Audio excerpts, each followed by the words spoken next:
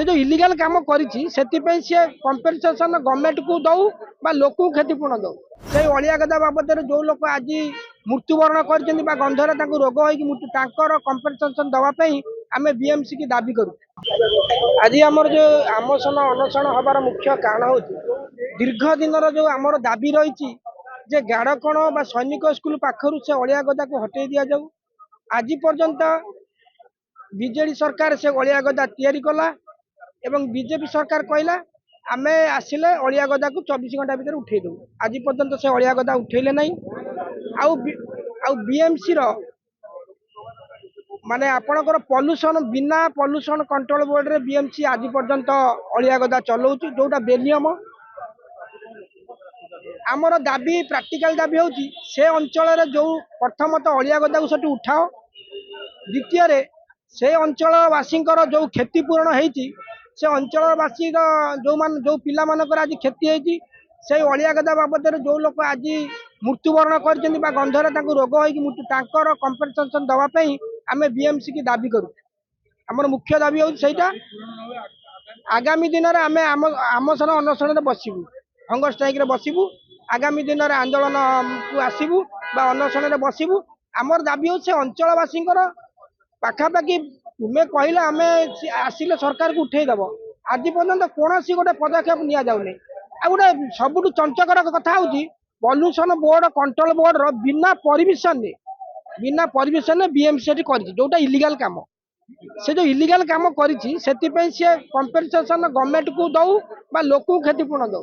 आज्ञा आम बहुत दिन है प्रोटेस्ट कर आसुचु। आपड़ जानी 2003 मसीह 26 होगा अलिया गदार सल्यूसन एमाने पाऊना।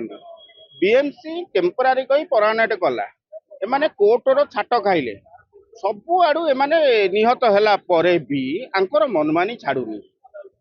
मान्यवर उषा पाढ़ी मैडम कहले से इलिगाल होता यथाशीघ्र आम उठेबू।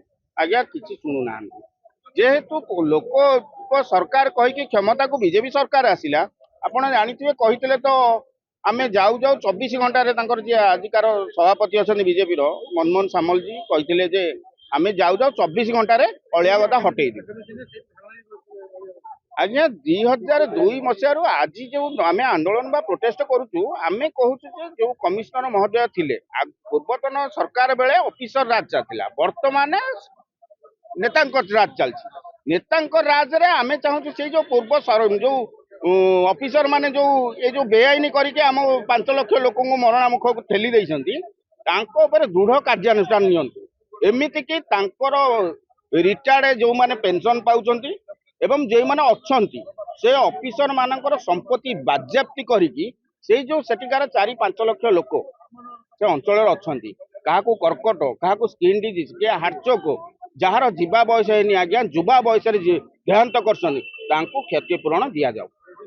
जदि न दि जाए जेहेतु आपड़ जानी लोकों सरकार कहीकि क्षमता को आसते लोक आपड़ देखिए लोक जो तातिबे ना ये निश्चिंत आज्ञा हम निश्चिंत आम तो लास्ट को कौन करूँ जो आपड़ सबु पटु निराश है आप समस्ते कहले आज्ञा यहाँ इलिगाल होती आपड़ लिगाली कहीकि हाँ काढ़ीदेबू उठेदेबू गछ लगेदेबू कुआड़े जाऊँ। ये स्मार्ट सिटी ना रे जो स्मार्ट सिटी ये लोकों सरकार कही लोकों जो हैरान कर जनसाधारण उठिले आगामी दिन पर्यटन आंदोलन चले।